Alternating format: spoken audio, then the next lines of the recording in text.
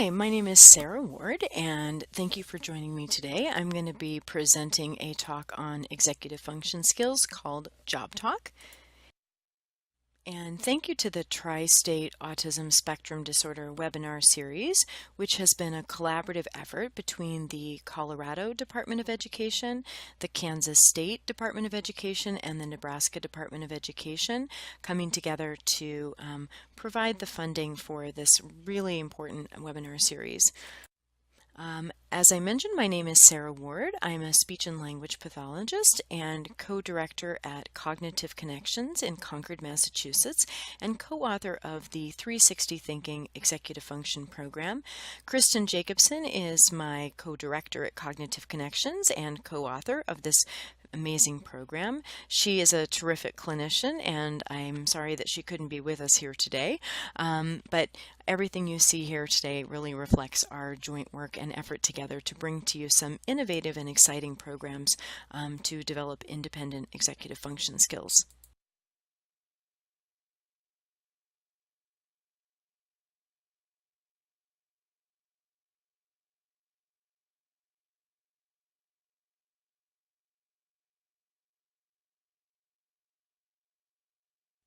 So I'd like to begin talking about how we develop executive function skills and hopefully give you a really new understanding of what it means to actually do this skill called task execution. And what we're going to do is start with this picture of this little girl. As you can see, she's in her classroom and she's sitting there and she's hanging out, and the teacher says, "Okay, boys and girls, it's time for math. Let's get ready. You will need last night's homework, your fraction journal, and your math journal, and your fraction manipulatives, and let's go gather those things so that we can do math." And notice this girl isn't moving. She just sits there and goes, "Yep, okay." And because she's just heard the directive, but she hasn't really done anything to imagine what she's going to look like, she's now prompt dependent. The teacher's going to come up and say, "Okay, you need to go get your homework," and she may get up and go get her homework, but then she sits back down and needs to be prompted to get up and now go get her math journal. And then she might sit back down and realize, oh, she doesn't have her fraction manipulatives, and the teacher has to cue her again. And all of that getting up and getting down and zigzagging across the room, instead of using the period of time in math to work, she's actually using the period of time in math for too much transition and too much time getting ready. So how do we develop a child's ability to have executive function skills in a classroom where they can really effectively and efficiently follow directives? If we look at this specific example, the teacher again has given the direction. "Boys and girls, it's time for math. Let's get ready. You will need last night's homework, your math journal, and your fraction manipulatives." And I love what this little boy does. As you can notice, he starts to have this imagination in mind of what he looks like when he's doing math. And as a result, what he does is he begins to have what we call situational intelligence or situational awareness. In other words, he begins to stop and read the room. So he starts by identifying this space. I'm in class, and what's going on? It's math. He's aware of the timeline. We're in math class, and maybe it's 11 o'clock. I know we're going to be working on and reviewing our assignment and learning something new. He's aware of the organization of the room, specifically where are the cubbies located and the math materials located, and he's aware and visualizes in his mind the objects that he's going to need to be prepared for math. And he notices also his friends and their specific role. They're managing their materials, they're being mathematicians, and so as a result, with that picture in mind, he in fact might ask some clarifying questions of the items that he might need, or if there's a specific type of fraction manipulative that he needs. But most importantly, from this slide, you can see, even though he's seated in his chair, he's imagining in his mind his job as a mathematician and his pathway through the classroom to look like that. He's going to go to his cubby and get his homework. He's then going to go to the math zone and get the math manipulatives, and finally walk towards the teacher's desk where the math journal is located.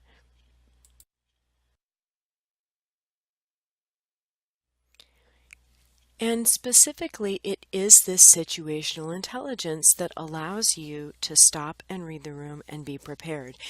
And situational awareness is this ability to understand how to navigate a room, to be on the timeline and aware of what time it is and how much time you have, to be able to quickly navigate the organization of the room and gather your objects, and to know your specific role as well as the role of the peers around you. So let me give you a specific example of situational intelligence in, say, a classroom lesson in the library. So a student would walk in and read the space. This is the library, and it's organized by the fact book zone, the easy reader book zone. There is the zone where the librarian sits, and then the student zone. They're aware that what's happening in this moment in time is there is an earth lesson, and the object is the globe. And if I read the people, that this is the librarian and the student's role is to be listeners and that they are seated on the rug. And I use that information to then quickly walk in and take my seat on the rug.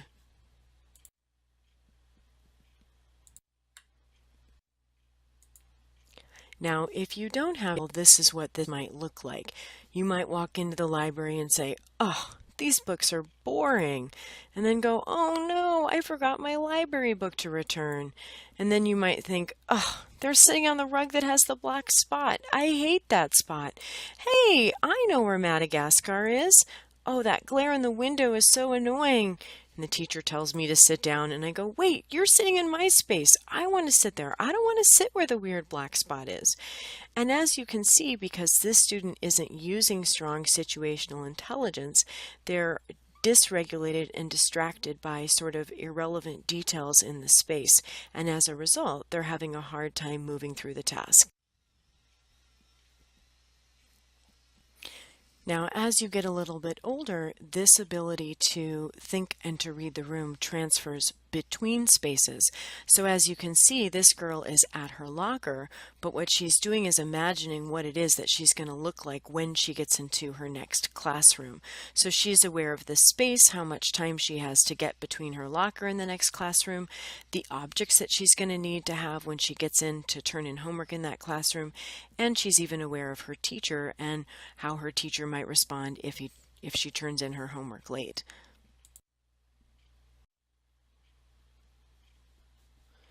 This skill where you pre-imagine the future and you're shifting from stopping and reading the room to what you're going to look like is called mimetic ideational information processing.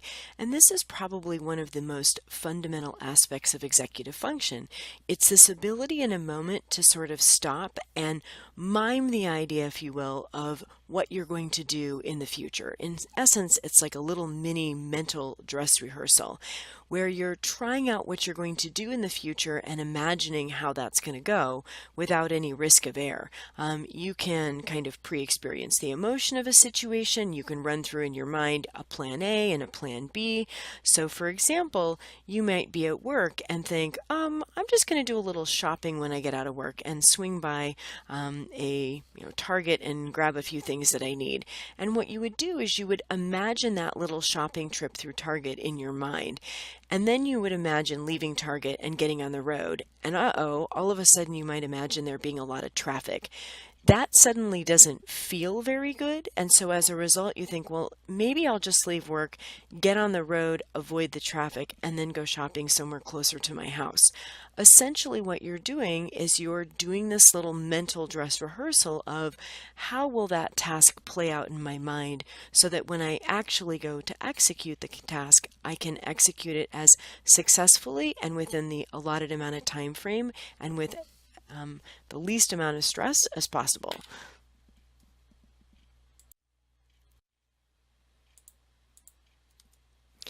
Now, the elements of this future thinking, or being what we call a mind mime, there are 4 specific things that this mental dress rehearsal needs to contain for it to be executive function based.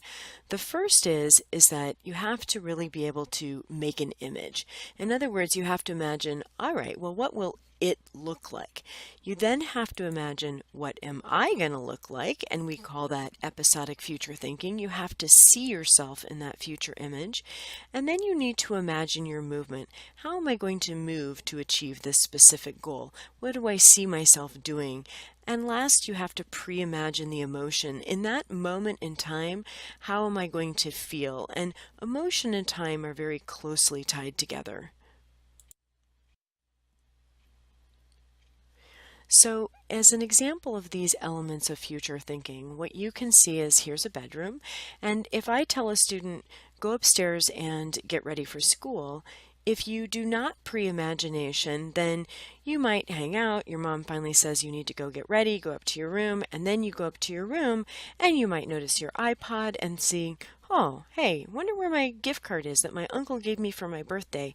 And suddenly you're distracted and you're not carrying out the task that you need. If you have imagined the future, that pre-imagination serves as a mental anchor to keep you from being distracted. And again, if it contains those 4 features of the mind mime, then what you do is you make an image. Mom says, go upstairs and get ready, and you pre-imagine, what does my bedroom look like? You then imagine yourself in your bedroom. What do I look like? And you see yourself there, and you imagine your movement. I'm going to go from my backpack over to my desk and get my textbook and my homework, then to my armoire and get a sweatshirt because it's going to be cold, and you pre-imagine your emotion. I don't want to miss the bus, so I'm going to be quick. Again, that relationship between emotion and time. And a student who does this is then immediately going up to their bedroom and they're then just carrying out the plan that they pre-imagined. What we often see is students with weak executive function, they don't actually begin to plan what they're going to do until they get into the space that they're going to do it, and that's where they actually need to be executing the very task that they imagined, and therefore they're what we call a beat behind. So in this example, we can see that here's a boy finishing up some computer work, and what's happening is he's imagining what he's going to look like in the next hour or so. He's going to be in bed. In order for this to be executive function based, he has to do this mental dress rehearsal where he mimes the idea or the sequence of what he needs to do to get himself to bed. So he goes through and he imagines, what does it look like? I'm in my room, I pack my bag, I set my alarm, I then go into the bathroom and brush my teeth, and I wash my face. And all of these actions allow him to pre-rehearse, what do I need to do to get myself to bed?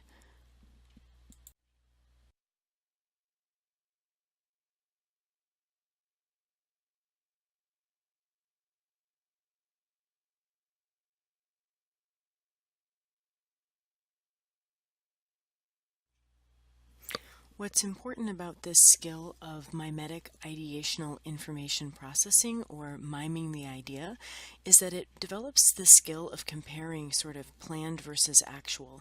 So in this example, you can see there's a girl who has a poster board. She starts with a nonverbal working memory and mimes the idea in her head that it's 9 o'clock now, and by 9:30 she would like her poster board to look like this, and she begins to use that self-directed talk where she imagines, what will it look like, by what time will it look like that, and she imagines her movement or her sequencing. I'm going to find the pictures, print the pictures, cut them, and lay them out. She imagines her movement and interaction with other people. Hey, maybe mom can show me how to print a cool background. I also like that she has the ability to sort of run a plan B through her mind. If that doesn't work out, then no problem. I'll just sort of print some mountain pictures and color the background gray. And because she's rehearsed this idea in her mind, she immediately sits down and gets started working. As I mentioned, this future thinking serves as a mental anchor to keep the student focused. So if we advance the time and see now it's 10:05 a.m. or 10:05 p.m., suddenly she realizes, oh boy, what I actually have doesn't match my plan. I thought I would be done by 9:30, but now it's 10 o'clock. And so she has the ability to use metacognition and reflect. Why are things not going according to plan? What's the problem? What is it that I could do differently? And this is such a crucial skill, because if I take this away and she now at least knows she needs help, that something's not going according to plan, but if we remove that picture and do not have her do a mental dress rehearsal, then all of a sudden it would be 10:05. She has no idea how things are going. She might not even be aware that how much time has passed and she's not near her goal, and now mom might come in and say, "What's the problem?" And all of a sudden things are going to be really tricky. So again, to sort of just highlight what the model of executive function is, it's this ability to stop in the moment, to read the room, and then pre-imagine the future. What are you going to look like in a future moment in time? What time will it be? What objects do you have? What is your job? What is the job of other people? And once you have that idea of what it's going to look like, you rehearse in your mind the movement of what you need to do to make it look like that, and you imagine the materials or the objects that you will need. As soon as you've done this pre-imagination, then you gather your materials, you do the task while monitoring time, and you know when to be done. That top row, we always say, is planning backwards. So you can see it's task planning, but we plan backwards to then move forwards. That bottom row is where you actually execute and carry out the very task that you imagined. And 90% of the time, task planning happens in a different space than where you execute.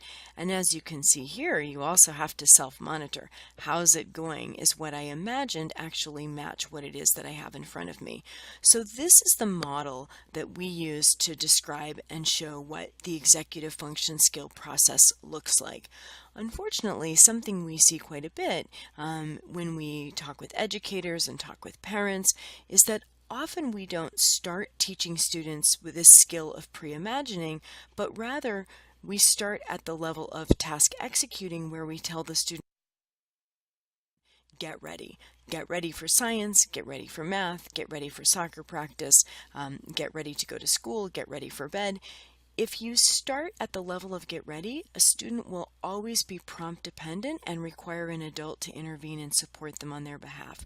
However, if you start executive function at the level of pre-imagination, then you're really getting a student to be independent, because they're able to pre-imagine what they're going to do and then be able to carry out that task that they pre-imagined.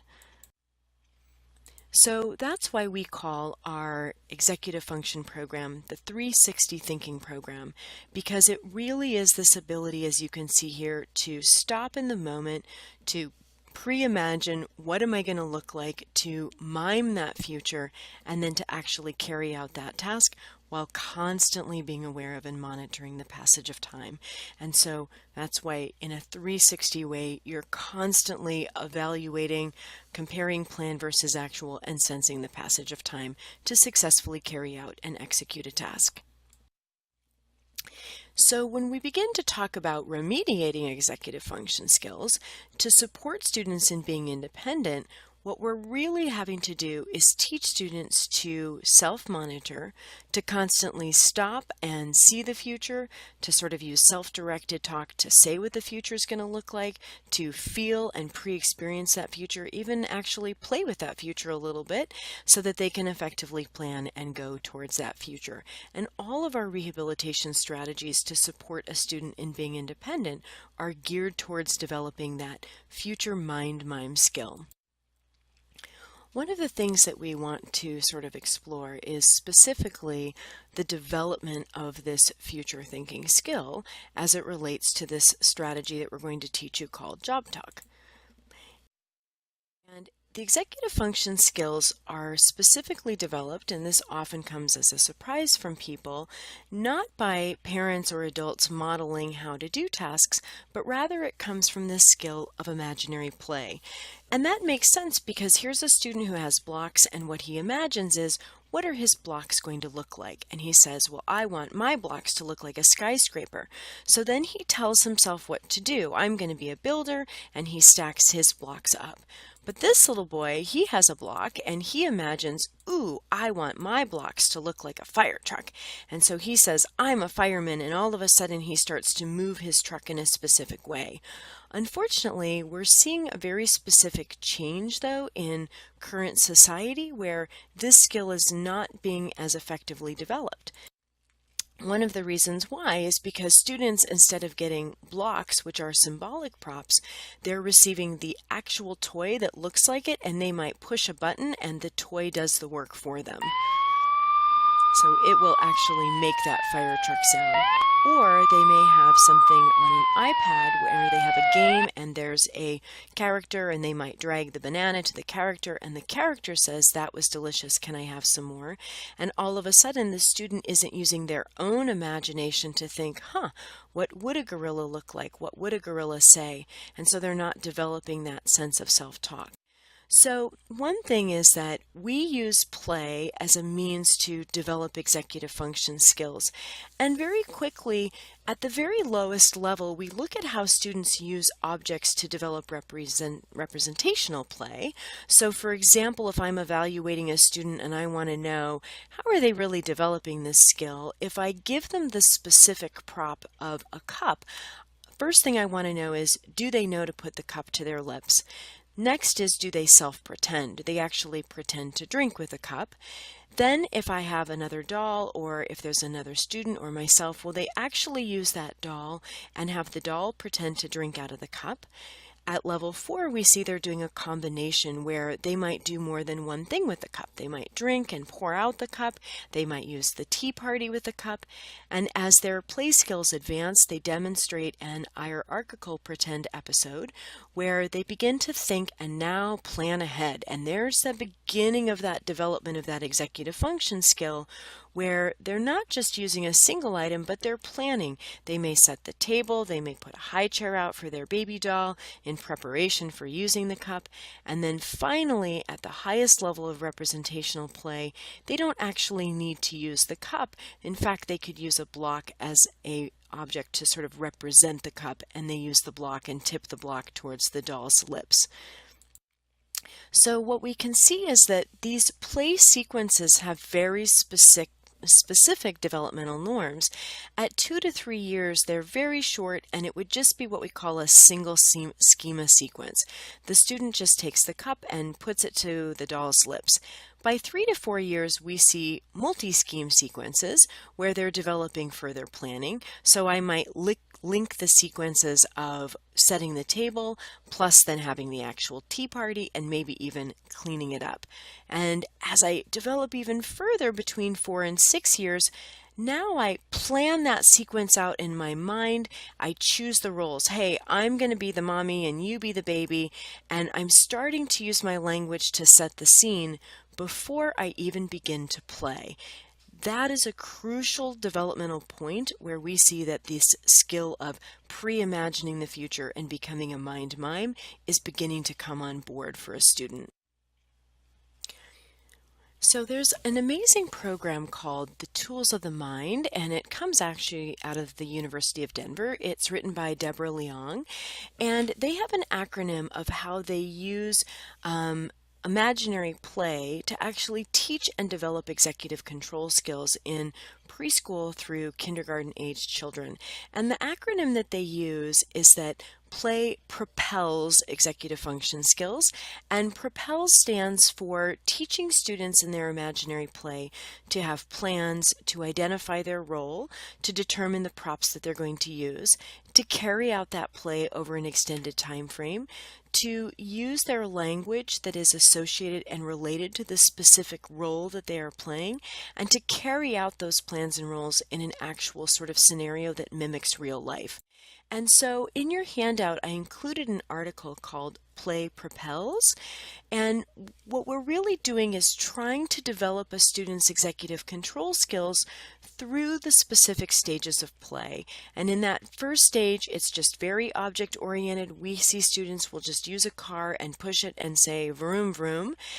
Then they specifically choose a role, and that's where we're going to begin to use our JobTalk strategy, that the child identifies their role.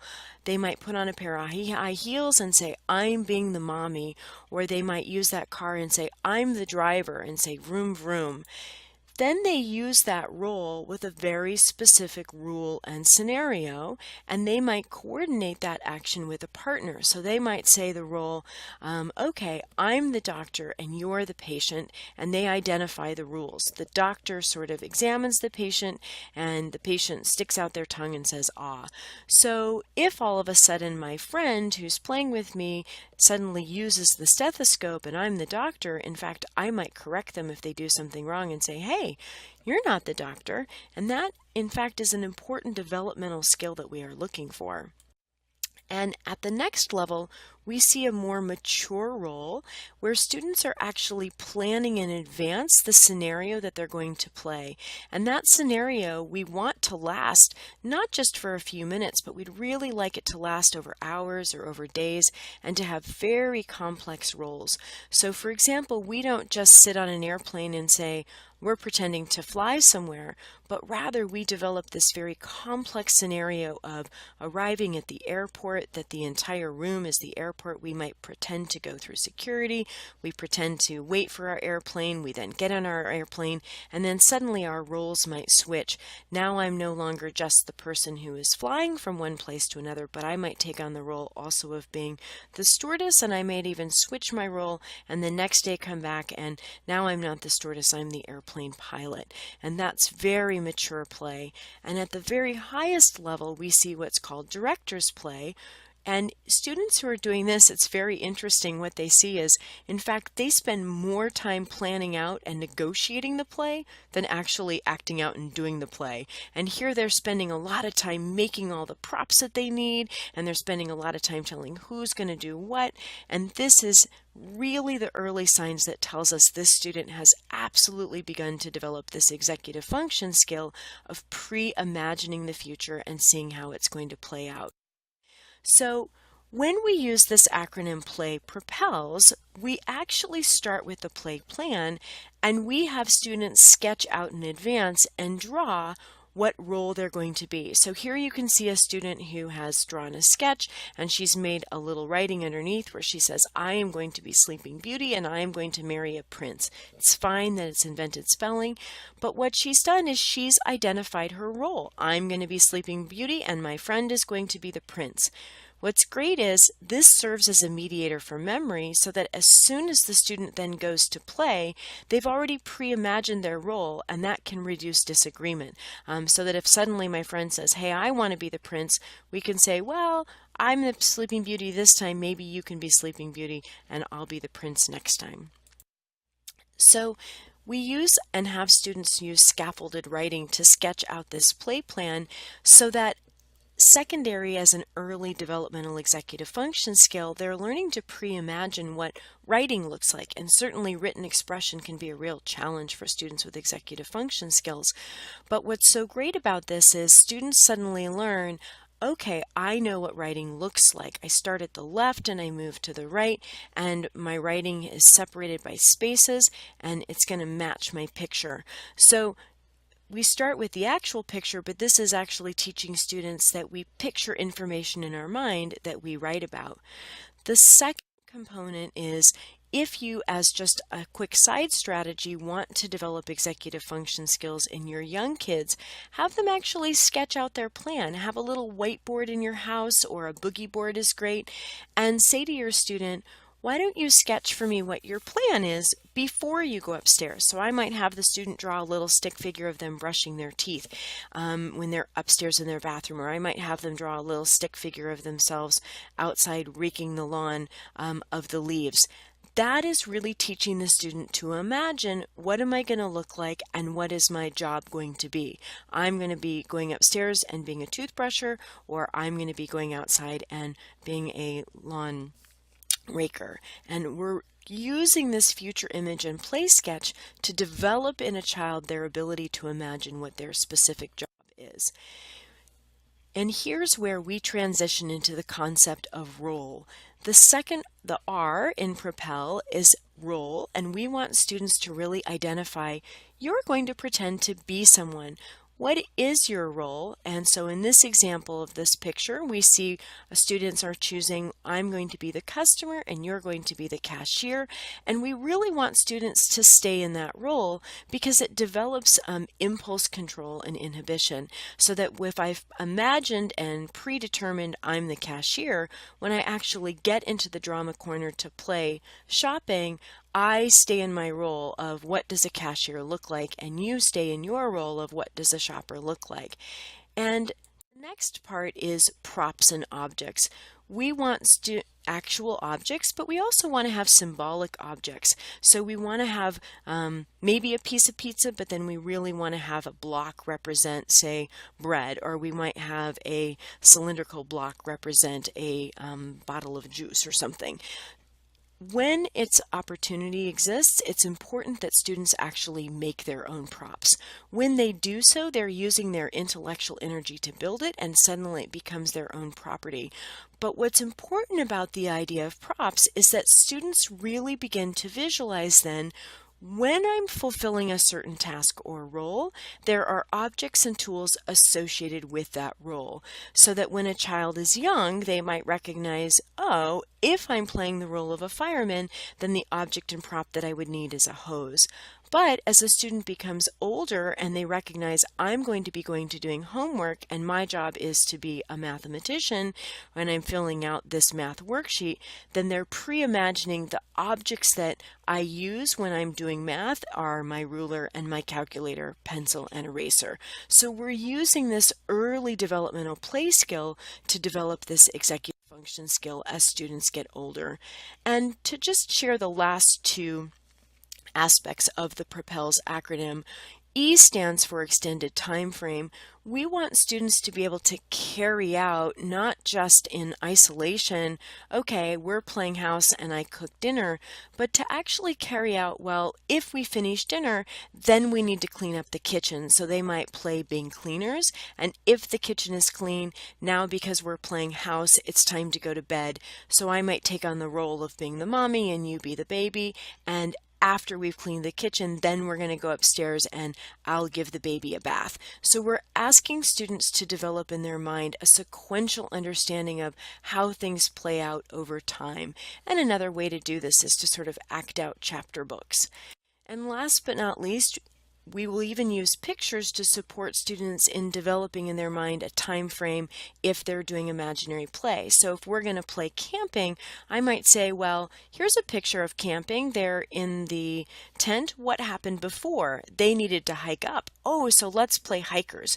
After they've done camping, what are they going to do next? Since they've set up their tent, they're going to have s'mores. Oh, so let's be campfire builders, so that students are beginning to sort of carry out that extended time frame, and play notebooks are a great way to do that. Last but not least is we want students to use the language associated with their specific role. So if I were playing ice cream shop and I was the scooper, I know the language associated that might be, do you want one scoop or two? Would you like sprinkles? Do you want a wafer cone or do you want a sugar cone?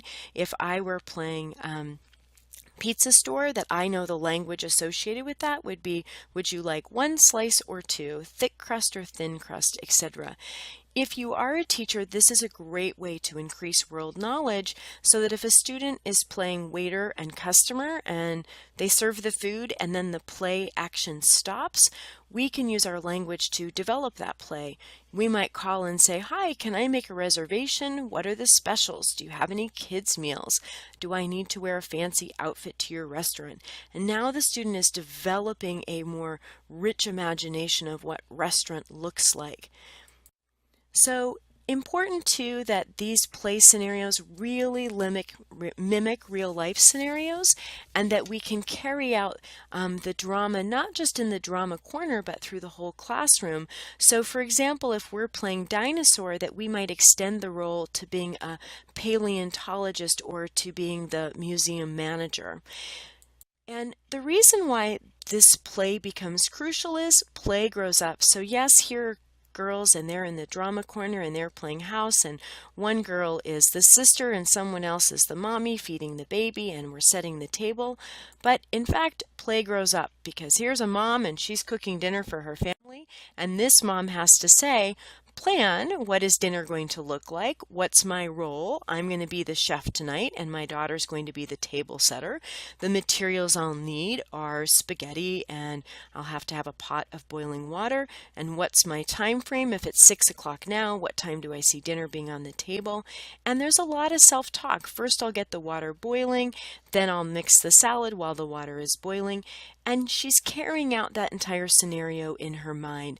And that's why this whole idea of using imaginary play develops this future skill for carrying out executive functions.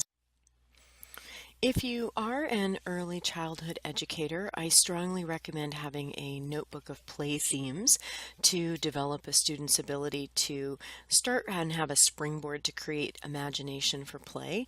There's a really great list of center ideas from this website I listed here, canteach.ca, Elementary Drama 8.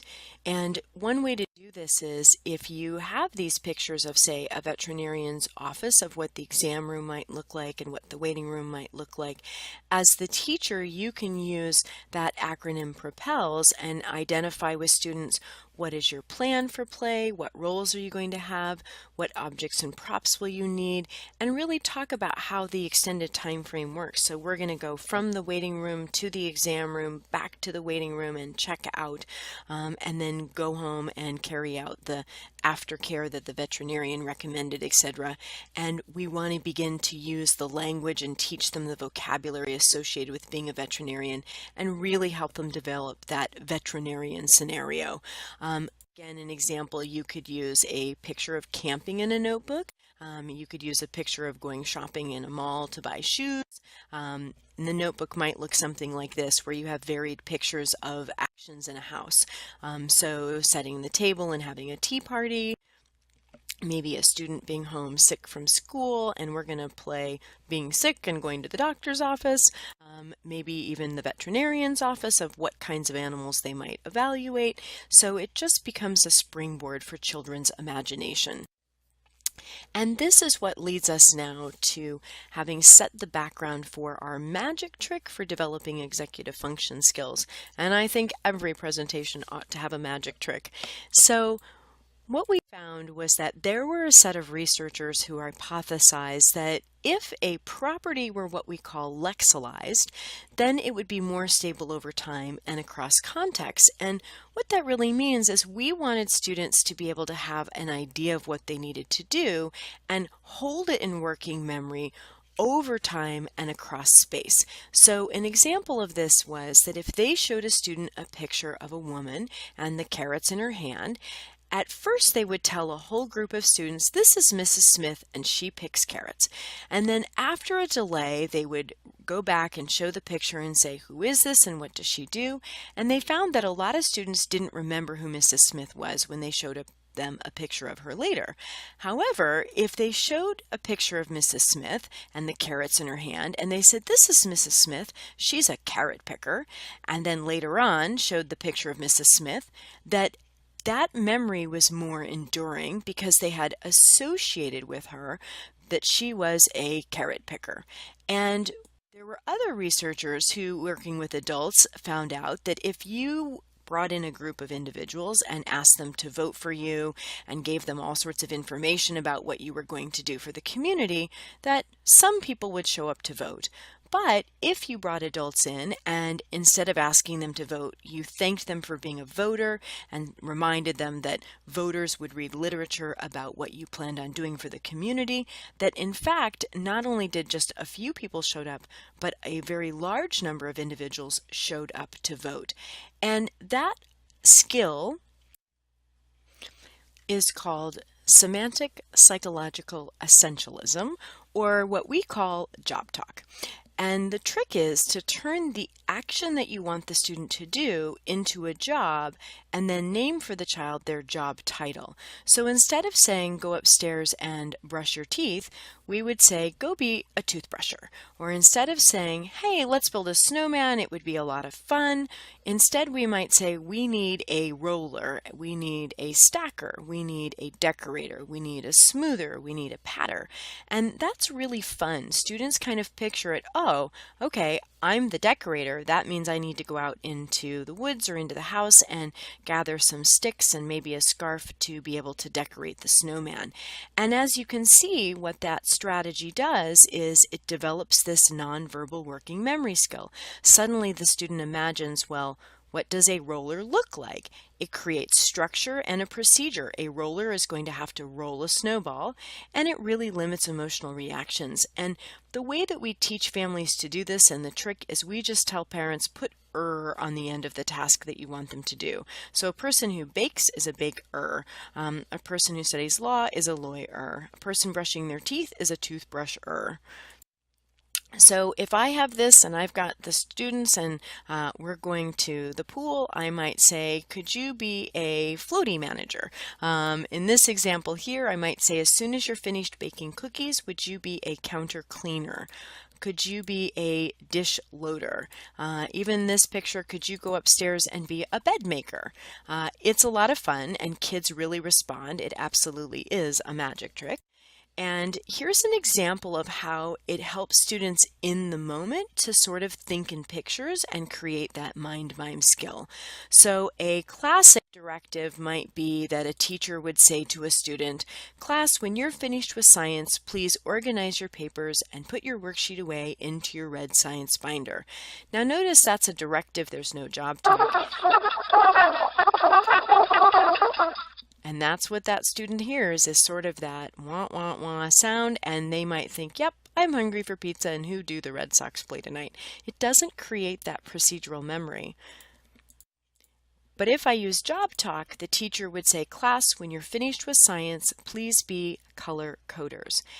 And as soon as I say be a color coder, the student has to create an image. Well, what does a color coder do? What does a color coder look like? And they begin to pre-imagine their role. I need to color code, therefore, if I need to color code, I'll have to take my red paper and put it into my science binder, etc. So in schools, you can use this for all ages. It's a great trick. I might say, when you get back to your desk, you need to be scientists. In this one, here's older students being able to say, when you go back to your lab tables, one of you will be the dissector and the other will be the observer and label maker in your journals. And just saying that creates for students their specific action and understanding of what role they need to play.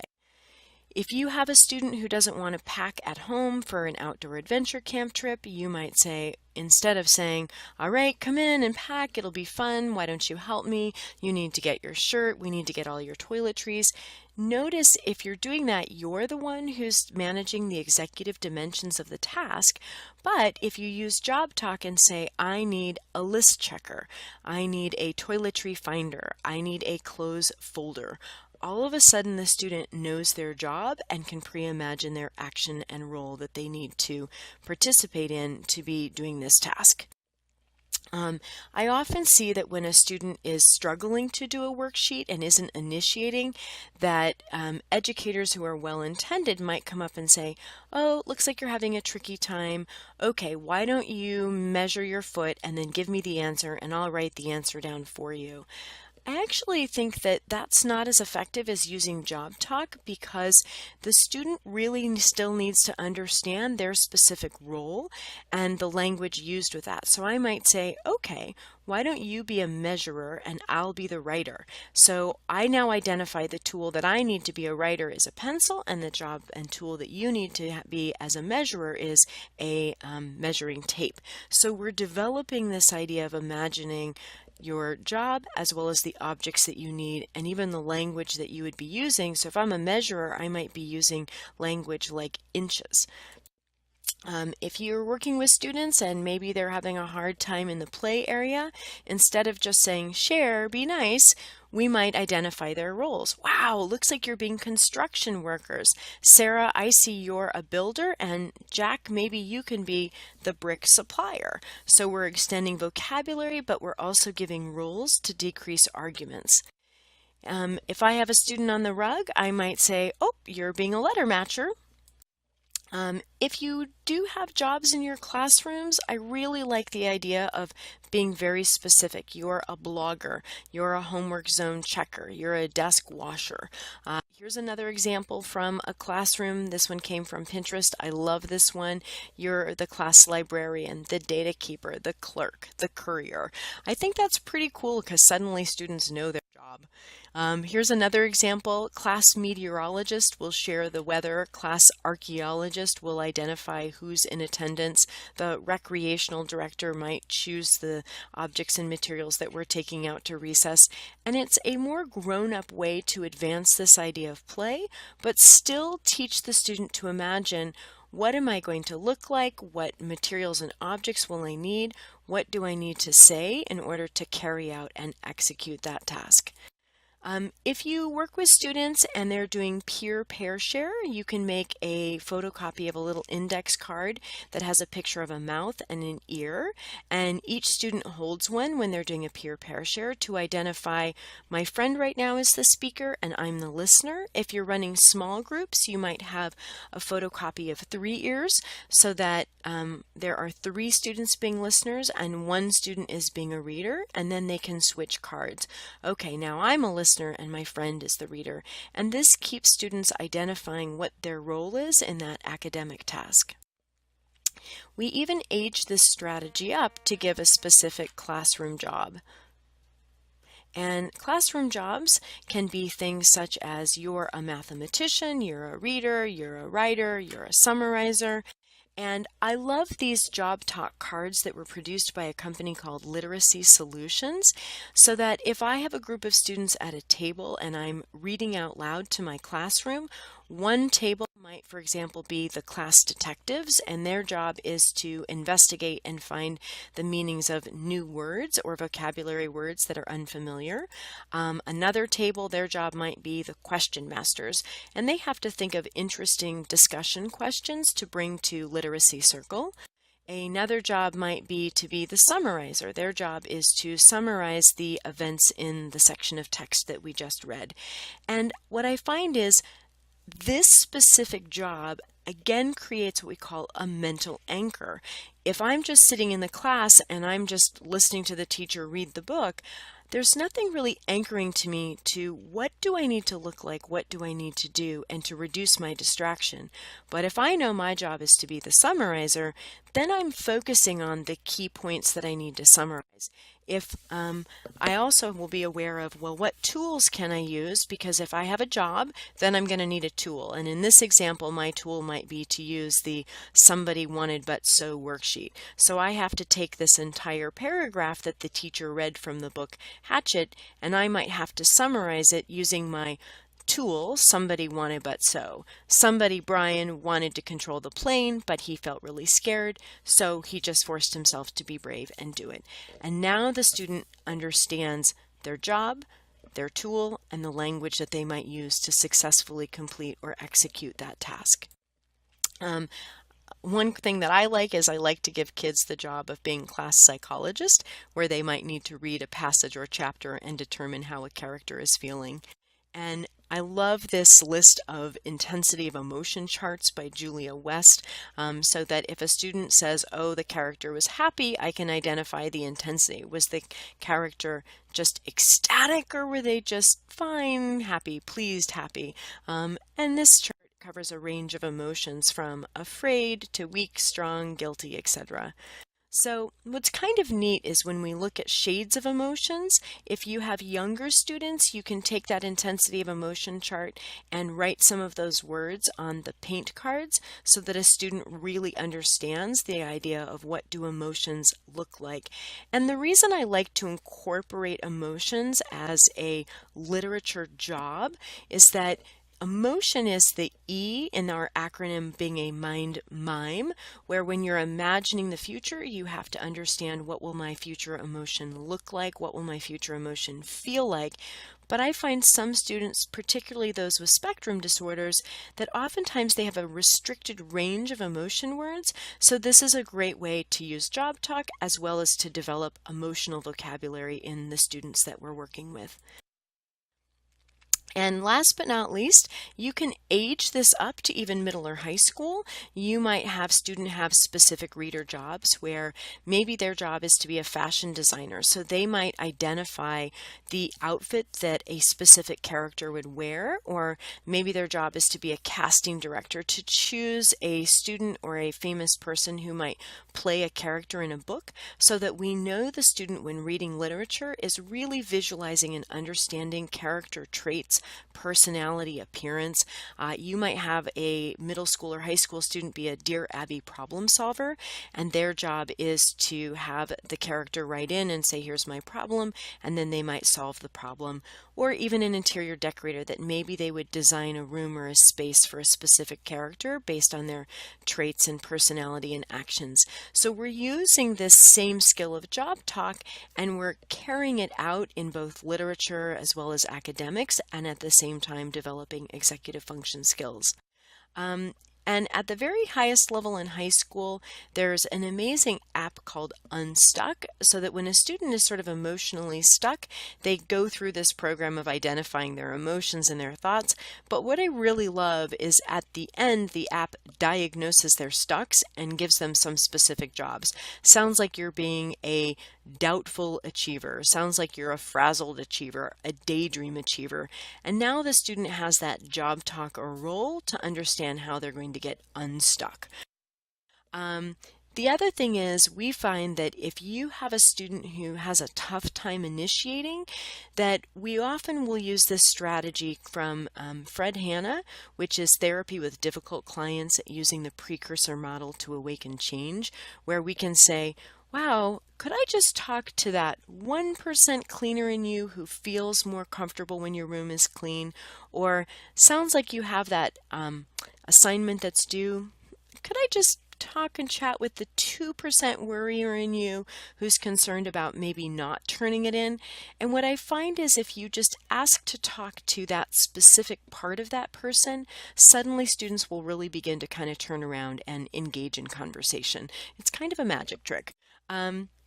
There is a new book on the market called Make Social Learning Stick, and it's written by Elizabeth Sauter, and there's all sorts of pages upon pages about how to use JobTalk in everyday situations to develop students' ability to be a social thinker as well as to carry out executive function skills.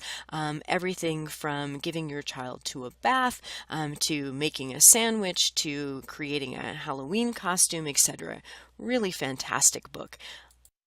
I love this example. In fact, these are Elizabeth's children, and at Thanksgiving time she was trying to get the annual Christmas card picture, and the kids were goofing around, so she kept saying and using this kind of imperative language, put your hands in your mouth, stop moving around, like stop doing bunny ears, and she said they just weren't doing it, and they kept using these silly actions, and the first two photos were reflections of that. So she said, okay, I need them to do something, I've got to use JobTalk.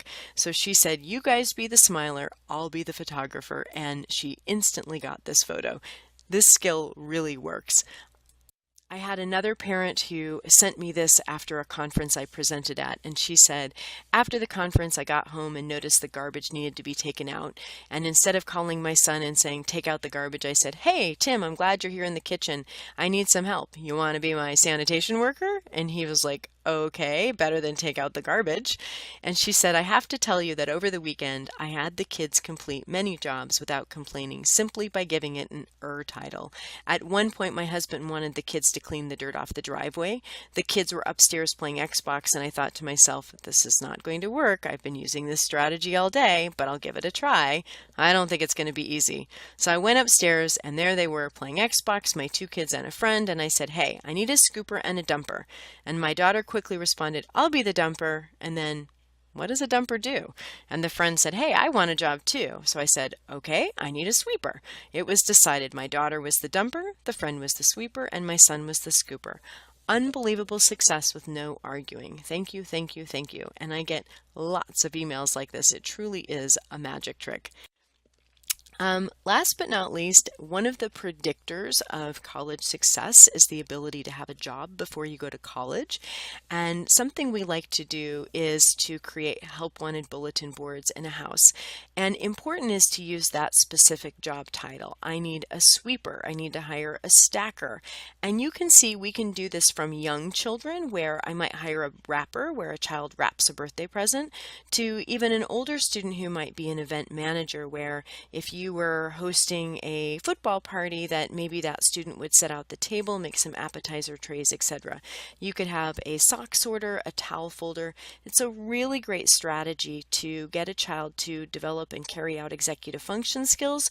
Okay, well, what does an event manager do? What does an event manager look like? What materials will I need? How will I organize my plan to achieve my goal? Great little strategy, and I love this. I had one mom who actually posted the money so that it was a more clear identification of, how you were going to get paid to do that task. So last but not least, we really do want students to understand this whole idea of being a mind mime of what will I look like, and here's how we incorporate JobTalk into routines. And remember, we want students to understand the concept that we plan backwards to move forwards. So we always ask ourselves, what will it look like when I'm done? What do I need to do to look like that? And what materials will I need? Then that allows the student to know their job so that they can gather their materials, do the task, and know when to be done.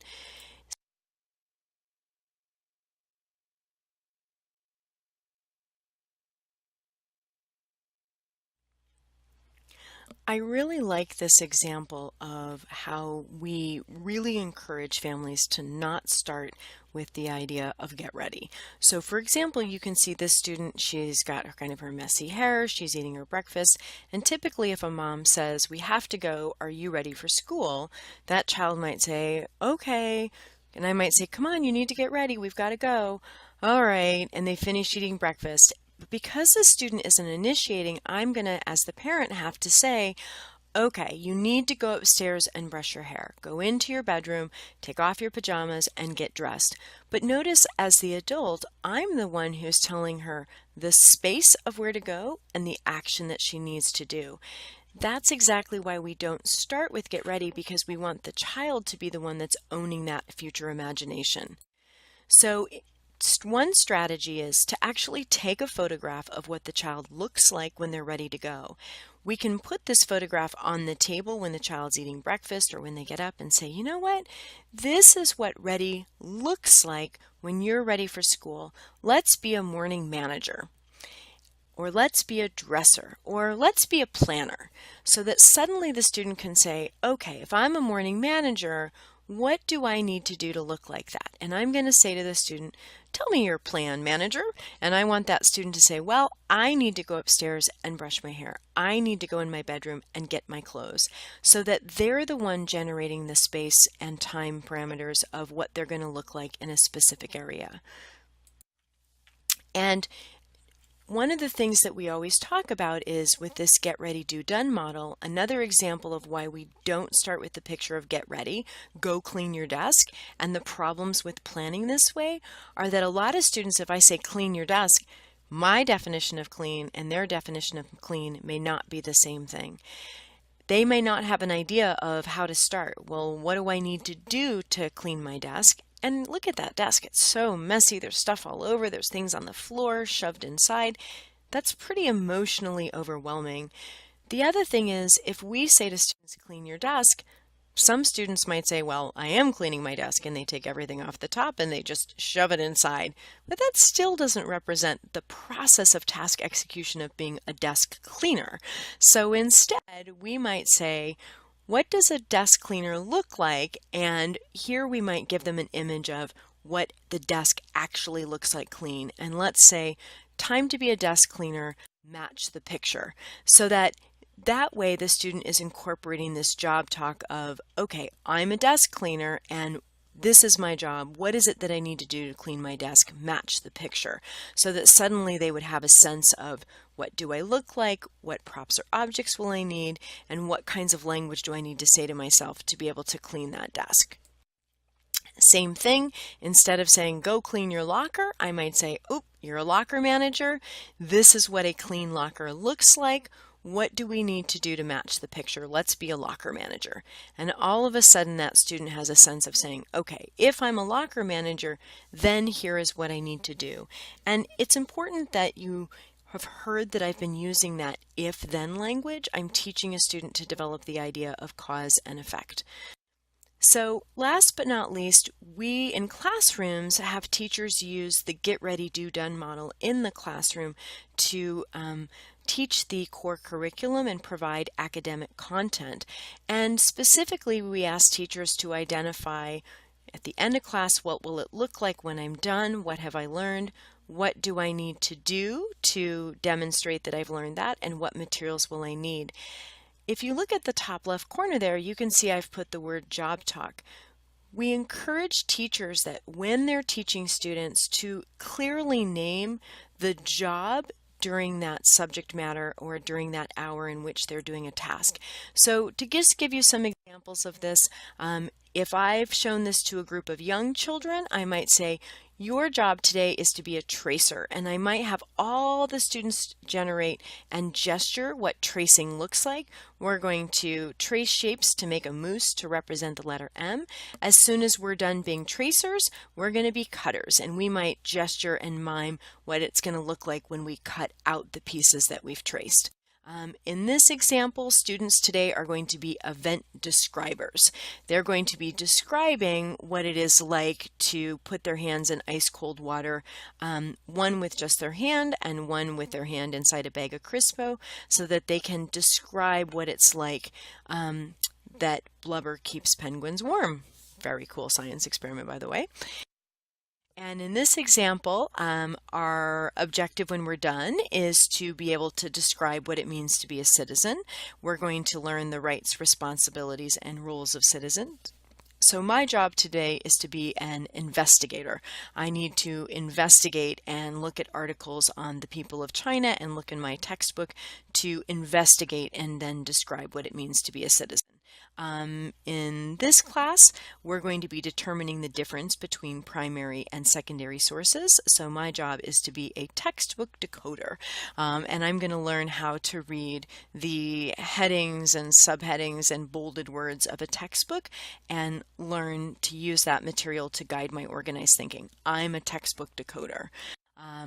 And at the very highest level of complex future planning for students, this is an example of something I published on Real-Time Board, which anyone can use. It's a large virtual whiteboard. It's part of the Google Classroom platform.